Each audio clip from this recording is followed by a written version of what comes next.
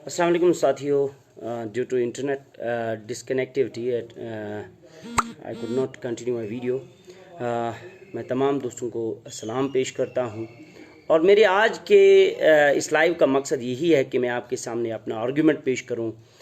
मैंने ये सोचा था कुछ दिनों से कि मैं अब मियाँ अब्दुल क़य्यूम साहब के ऊपर कोई पोस्ट नहीं डालूँगा, कोई टिप्पणी नहीं करूँगा, कोई आर्गुमेंट नहीं करूँगा अब, क्योंकि उन्होंने अब सियासत से रिटायरमेंट जो ली है। अब it's not now fruitful and wise also to comment on him, but since his friends and since his comrades, they always start poking, and today would want to three messages very derogatory, and I may, if you people will also look at them, they are intimidating as well.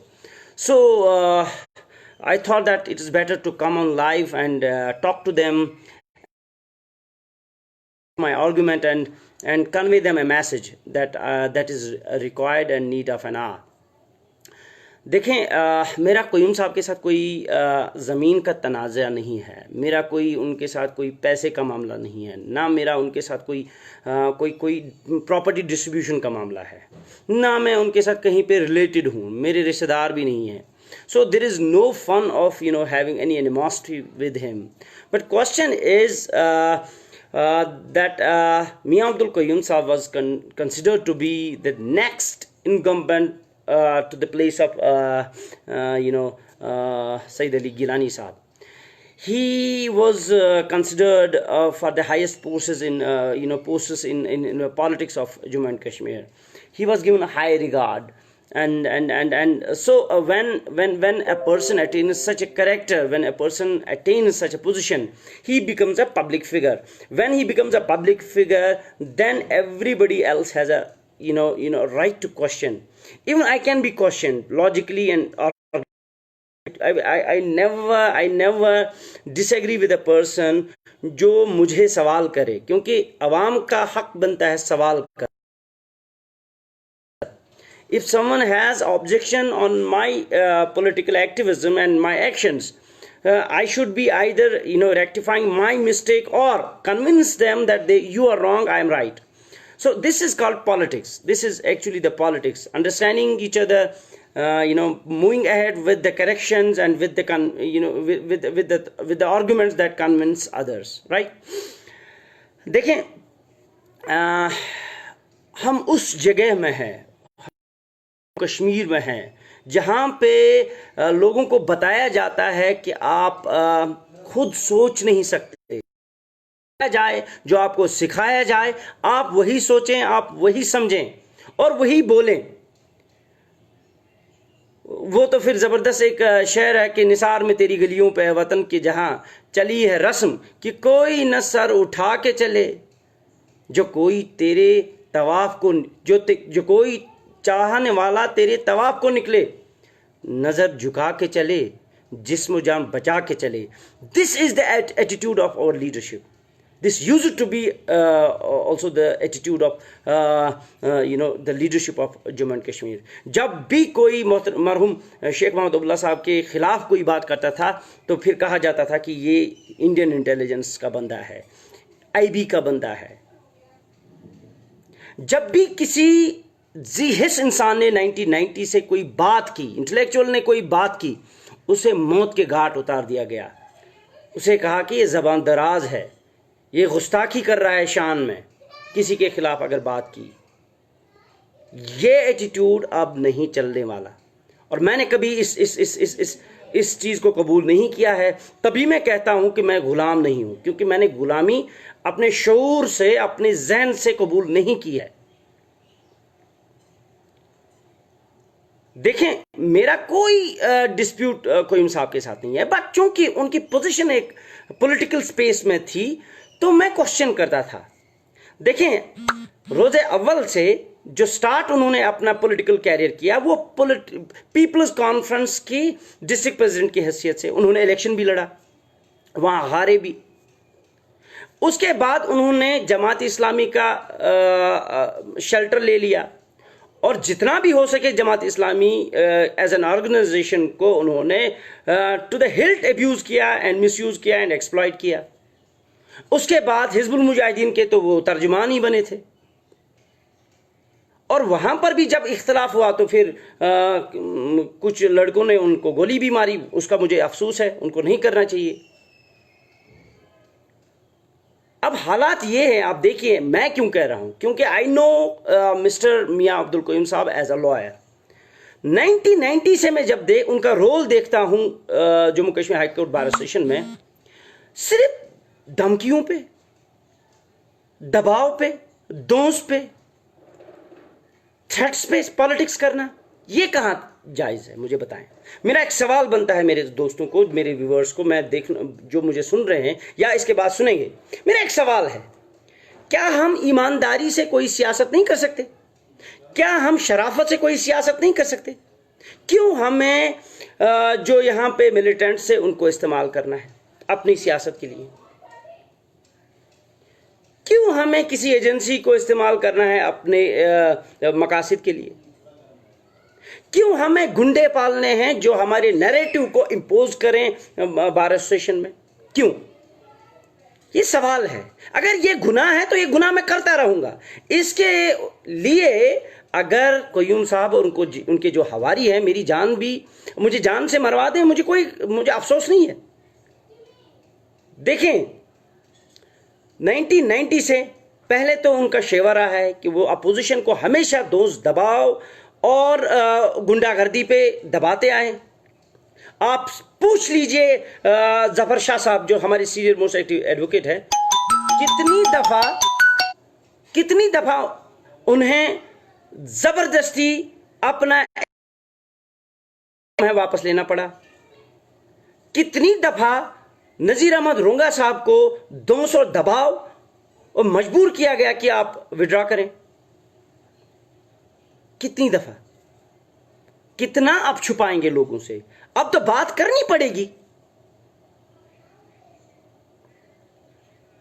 आप ये बताएं अब कब तक इस elite force को, जो जिनका नाम लॉयर्स कहा जाता है, इसको गुलाम बना के फिरेंगे?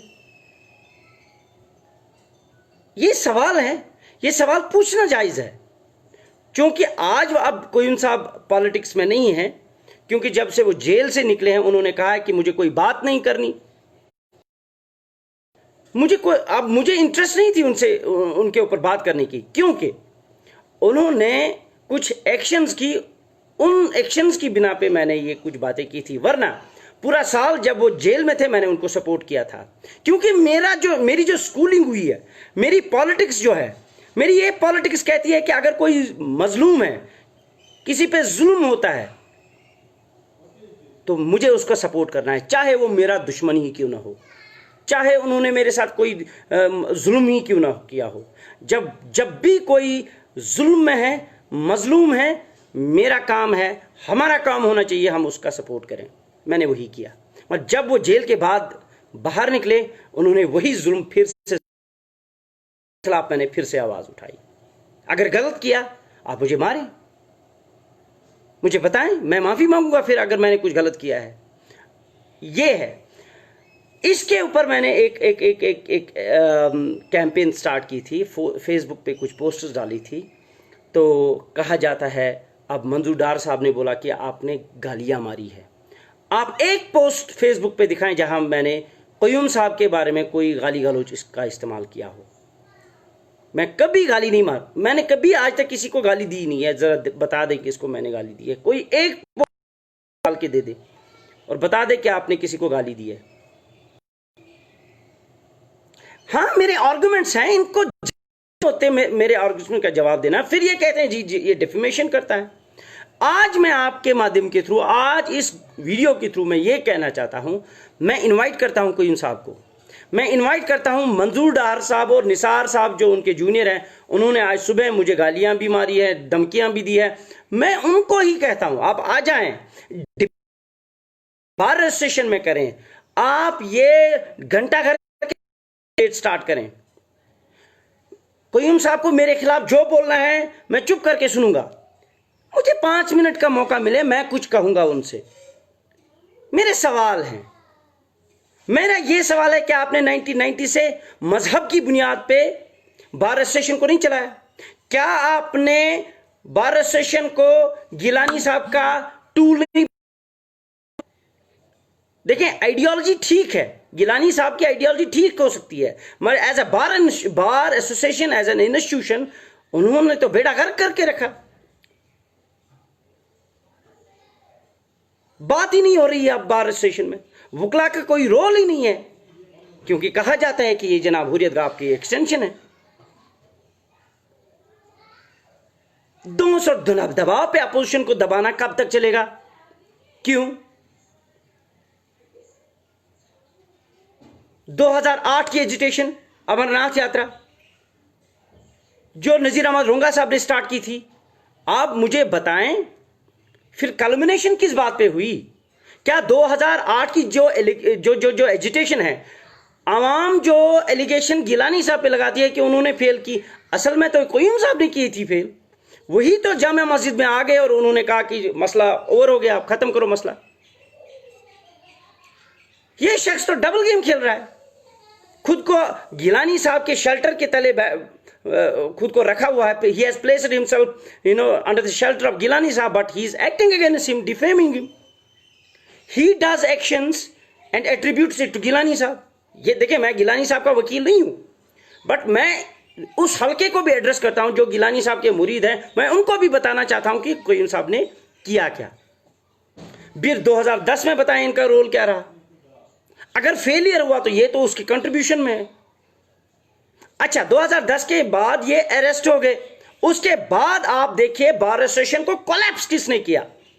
बार एसोसिएशन एक वाइब्रेंट इंस्टीट्यूशन था, वकला जब लाल चौक में निकलते थे तो एक्शन होती थी। और 2010 के बाद जब इलेक्शंस, जब डिटेंशन हुआ क़य्यूम साहब के बाद, फिर इन्होंने तो पॉलिटिकली सरेंडर किया, कोई बात ही नहीं की।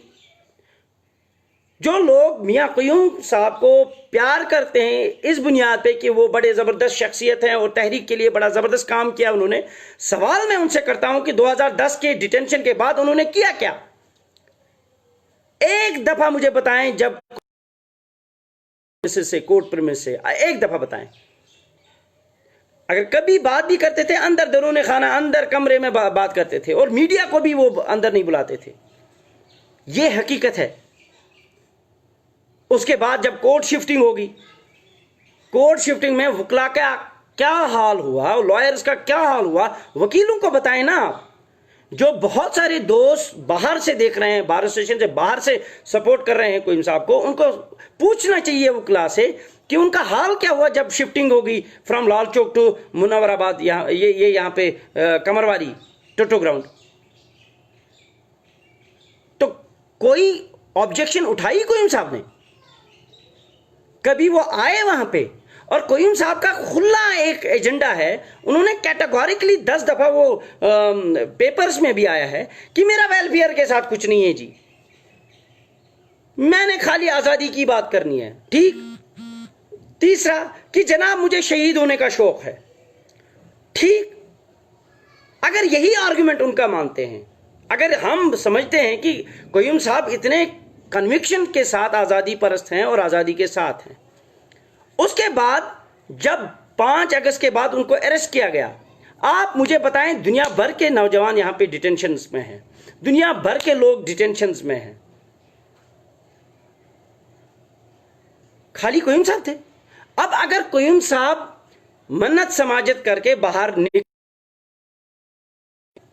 सुप्रीम कोर्ट ने जितनी भी इन पे कंडीशंस लगा के रखी थी कि भाई आप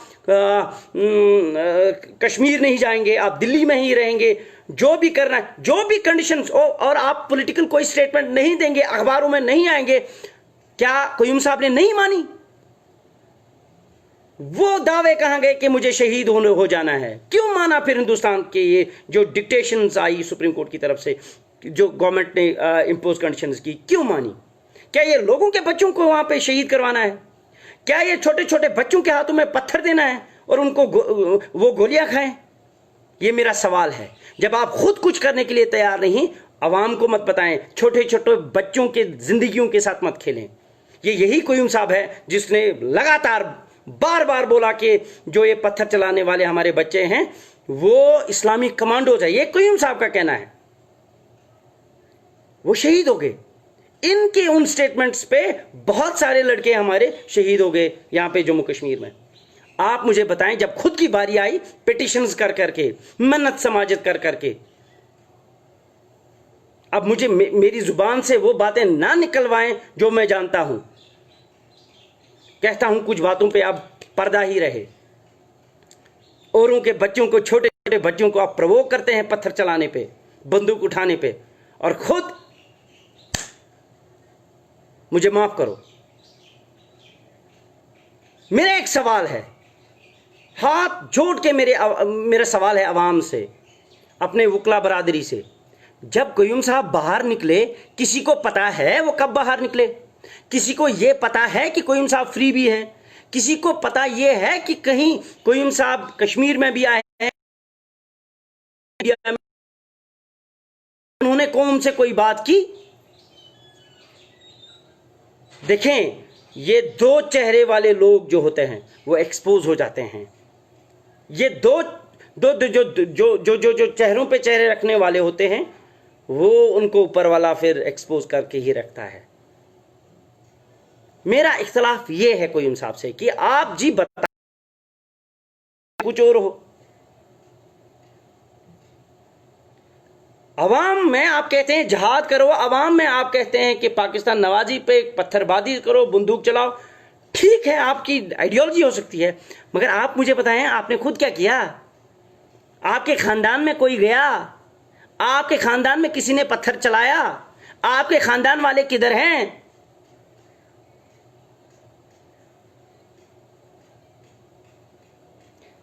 ये सब बच्चे हमारे बच्चे हैं जो जेलों में पिस रहे हैं, जेलों में जो अभी डिटेंशन पे डिटेंशन ले रहे हैं। 14-14 साल से हमारे भाई जेलों में हैं, उनका कोई अब नाम भी नहीं लेता। क्या वो हमारे बच्चे नहीं हैं? उनके बारे में हमें सोचना नहीं चाहिए? कौन सी एक्शन कयूम साहब की है उनके हक में, जरा मुझे बताएं। आज के बाद में शायद कयूम साहब के बारे में कभी बात ना करूं जब तक वहां से कोई प्रोवोकेशन ना आए, मगर मैं बबांगे दोहल बिला खौफ तरदीर आपके सामने अभी आपके सामने बात करना चाहता हूं कि अगर कयूम साहब को लगता है कि मैं उन पे कर रहा हूं, डिफेमेशन कर रहा हूं, वो लाल चौक के बीच में घंटा घर के सामने कोई बीट बनाए, वो मैं भी उनके सामने उनके हकाइक पेश करता हूं, फिर देखते हैं अवाम क्या करती है। कितनी देर तक आप अवाम को झूठे प्रोपेगेंडे पे बेवकूफ बनाएंगे? जब वो छूटे, एक डायरेक्शन आई बार काउंसिल से कि तमाम वकला अपनी बार एसोसिएशन के थ्रू डिटेल्स अपनी भेज दें, आपकी लाइसेंस को हमें यहां पे रेगुलराइज करना है। मैंने बेदार साहब से रिक्वेस्ट की, मैंने बिलाल अहमद वानी साहब से रिक्वेस्ट की, दीजिए आप, हम आपकी जो डिटेल्स है, और फिर इनका रोल देख लीजिए। इन्होंने कहा कि इनकी डिटेल नहीं भेजनी। जो इंसान किसी की रोजी रोटी के बारे में ना सोचे, जो a person who does not think about someone's livelihood, career, how can he be a leader? This is my humble submission to the people who listen me. Manzoor Dar साहब, आप ये बता सकते हैं मुझे लिमिट्स में रहें, मगर मैं आपसे कहता हूं कि आप लिमिट्स में रहें। अब कौम जाग चुकी है, 5 अगस्त के बाद जाग चुकी है। हमारे सामने आप एक्सपोज हो चुके हैं। बार एसोसिएशन को के कर्ताओं में आप थे। 5 अगस्त के बाद आपने क्या किया? बार एसोसिएशन और वकला को यहां पे नाकारा किसने बनाया? आप जिम्मेवार हैं, आप मुजरिम हैं, क्योंकि आप इसीलिए एक मुजरिम का सपोर्ट दे रहे हैं, क्योंकि अपने जुर्म को छुपाने के लिए आपको सहारा चाहिए। मैं कहता हूं, जो उस वक्त की जो एग्जेक्टिव थी, जो लीडरशिप थी 5 अगस्त के बाद 12 से, वो मुजरिम है इस जम्मू कश्मीर की कौम के।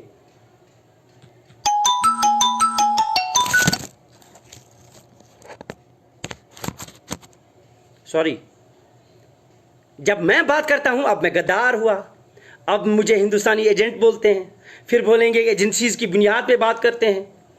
इनके निसार अहमद के कमेंट देख लीजिए और मंजूर डार से साहब के कमेंट आप देखें मेरे पोस्ट पे परसों जो मैंने किया था, सीधे लगता है कि ये मुझे मरवाएंगे। इनका इंटेंशन है मुझे लिक्विडेशन करवाना है, क्योंकि इनके पास कोई आर्गुमेंट नहीं है मेरी सवालात का। ये चाहते हैं कि ये आवाज रुक जाए, क्योंकि ये एक्सपोज होते जा रहे हैं अवाम के सामने, कौम के सामने। जिस कौम के सामने बड़े बड़े तकरीरें करते थे, बड़े बड़े फायदे लिए, गवर्नमेंट ऑफ इंडिया से भी यहां पे हमें आजादी भी देते रहते हैं, छोटे छोटे बच्चों को भी मरवाते हैं, पाकिस्तान को भी बेवकूफ बनाते हैं, हिंदुस्तान को भी बेवकूफ बनाते हैं, कश्मीर के आवाम को लेके ही उनको उनसे उनके और खुद एलीट एक तबके में, और वहां से आप लोगों को धमकियां देते हैं। मंजूर डार साहब, बाबर कादरी आपकी धमकियों से डरने वाला नहीं है। मैं खुल्लम खुला चैलेंज आपसे करता हूं, आप चाहें मुझे मरवा सकते हैं, जैसे पास्ट में कोई साहब ने भी मिलिटेंट्स भेजे थे, आप भी भेज लीजिए, कोई मसला नहीं।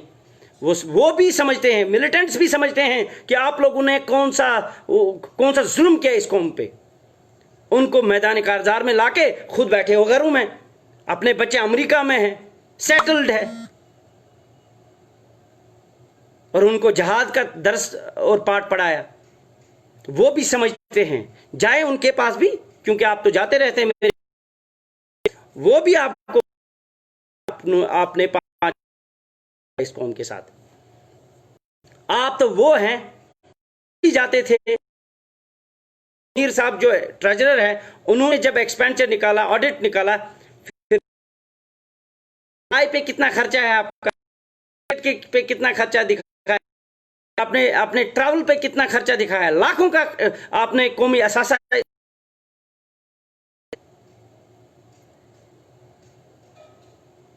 एक वेलफेयर स्कीम मुझे दिखाएं जो वुकला के लिए आपने की। आपने तो वुकला को भीख मांगने पे अब you have literally made us to back before the people now. हमारी इज्जत नहीं रही, ना अवाम में हमारी इज्जत है, ना एडमिनिस्ट्रेशन में कोई इज्जत है, ना जजेस हमारी कोई इज्जत करते हैं। यह आपके करतूत हैं। खुद अपने अपने पर्सनल बेनिफिट्स के लिए स्टेट के पास भी जाते हो, जजेस के पास भी जाते हो, मगर जब वेलफेयर की बात आती है, जब वुकला की बात आती है, तब जाते हो, कहते हो नहीं हमें आजादी पहले लानी है, बाद में ये बातें करनी है। ये आपका कॉल ऑफ फेल में तजाद है। अब लास्ट पे इतना ही कहूंगा कि जिस भी मेरे भाई को, कौम के फर्द को ये लगे कि मैंने गलत किया है कोयूम साहब के खिलाफ, ऑर्गेनाइज करो कोई प्रोग्राम, कोयूम साहब को भी सामने लाओ, मुझे भी सामने लाओ। मैं आपको वसूकन ये कहता हूं, वो नहीं आएंगे। अब अगर आगे, अगर मुझ पे कोई गलती चढ़ी, मैं तमाम कौम से माफी मांगूंगा। मैं इगोइस्ट नहीं हूं। मैं आपको दिखाऊंगा कि दोस्त दबाव और दहशत की बुनियाद पे कैसे सियासत की है इन लोगों ने। मैं आपको दिखाऊंगा कि पर्सनल बेनिफिट्स कैसे लिए हैं। को दिखाऊंगा कि जम्मू और कश्मीर को डिवाइड करने वाला कोई साहब है। जो रेजोल्यूशन इन्होंने पास की थी कि हम किसी लॉयर को जो जम्मू, क्योंकि जो बार प्रेसिडेंट जम्मू है, उन्होंने मुझे परसों कहा कि आप लोगों ने ये रेजोल्यूशन पहले लाई, फिर हमने लाई। तब आप कहते हैं कौमी आजादी की बात, जेती की बात आप करते हैं। आपने तो जम्मू को तो खुद ही आपने आइसोलेट किया है। एक तरफ से आप जम्मू को साथ नहीं चलाना चाहते, दूसरी तरफ कहते हैं कि जम्मू वाले हमारे साथ नहीं है। कैसे साथ देंगे जब आप अपने कश्मीरियों पे इतना जुल्म करते हैं, अपने पर्सनल बेनिफिट्स के लिए, गेन्स के लिए? तो जम्मू वाले आप पे भरोसा क्यों करें?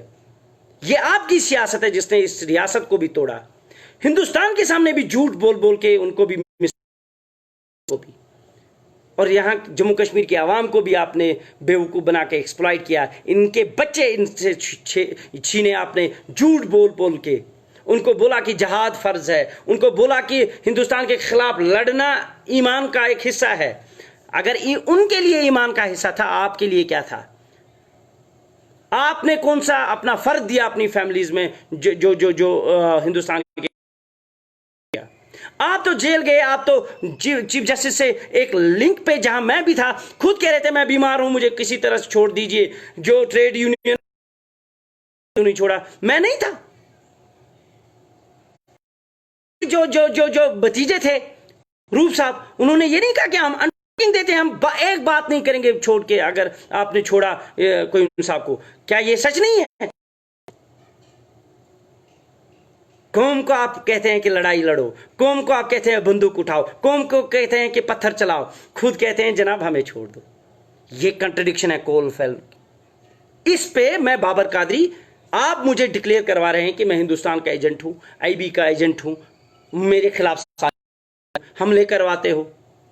2 दफा आप लोगों ने मुझ पे हमले करवाए, मगर अब मिलिटेंट्स भी शायद ये जान चुके होंगे कि उनको भी एक्सप्लॉइट करने वाला कौन है, मिसलीड करने वाला कौन है, कौन सच बोलता है, कौन झूठ बोलता है। बात से मैं यहां पे इख्तिताम करता हूं कि 12 सेशन में इलेक्शंस होने वाले हैं। मैं अपने दोस्तों को, मैंने अपने भाइयों को यह कहना है कि अभी भी एक्सप्लॉइटेशन पे चलोगे तो हमारा बेड़ा गर्क हो जाएगा। खुदा मैं किसी के हक में कैंपेन नहीं करूंगा, मगर मैं कहता हूं ये इस्तेसाली अनासिर जो हैं इनका सपोर्ट मत करें। फॉर योर ओन सेक, अपने बच्चों के लिए आप भीख मांगने पे आप उतर आए। अब क्या होना है इससे ज्यादा? खत्म हो गया ये प्रोफेशन। इस प्रोफेशन की लाज रखने के लिए, अपने अपने अपने अपने आप की इज्जत रखने के लिए आप उन लोगों को सामने लाएं जो शरीफ हों, जो शरीफ नफ्स हों, जो सियासत भी जानते हों, वकालत भी जानते हों, जो बात करना भी जानते हों, जो किसी एजेंसी के टट्टू भी ना हो, उधर की या इधर की, जो जजेस के सामने आपकी बात कर सके, एडमिनिस्ट्रेशन के सामने आपकी बात कर, जो न करते हो। Elect those people who are not gundas, who are not exploiters, who are the real lawyers। हमें खाली एक वकील को सपोर्ट करना है, हमें किसी गुंडे की जरूरत नहीं है, हमें किसी पॉलिटिशियन की जरूरत नहीं है। जो वकला हैं उनको सपोर्ट करें, जो हाई कोर्ट में प्रैक्टिस करते हो, जो लोअर कोर्ट्स में प्रैक्टिस करते हो। इसी रिक्वेस्ट के साथ एक अब चांस है, अपने आप को बदल दो, तभी आपकी तकदीर बदल सकती है और कौमी तकदीर भी बदल सकते हो। और दूसरा, दार साहब से और उनके जो जूनियर हैं नियाज साहब ने, जिन्होंने मुझे धमकियां भी दी है, मैं उनसे हाथ जोड़ के उनको भी कहना चाहता हूं, बहुत ज्यादा हो गया, एक्सप्लॉइटेशन बहुत ज्यादा होगी। खुदा के लिए इस कौम को बख्शो, हम वकीलों को भी बख्शो। फिर भी अगर आप बात करना चाहते हो, मैं तैयार हूं। आप बताएं, मैं कोई साहब के घर जाना चाहता हूं, अकेले जाऊंगा, उनसे बात करूंगा, आपके सामने बात करूंगा। अगर मुझ पे गलती चढ़ी, मैं माफी मांगूंगा, मगर अगर उन पे गलती आप फील करेंगे कि वो गलत है, तो फिर एटलीस्ट उनसे कहें कि गलत सिस्टम को प्रमोट मत करो। आप उम्र के उस स्टेज पे आ गए हैं जहां पे आपको अब बुर्दबारी और आपको खुदा को याद करने की जरूरत है। मत करो ऐसा, हमारी कौम के साथ मत खेलो, हमारे फ्यूचर के साथ मत खेलो, इन वकला के फ्यूचर के साथ मत खेलो। ये मेरी एक रिक्वेस्ट है। I thank you all who listen me patiently.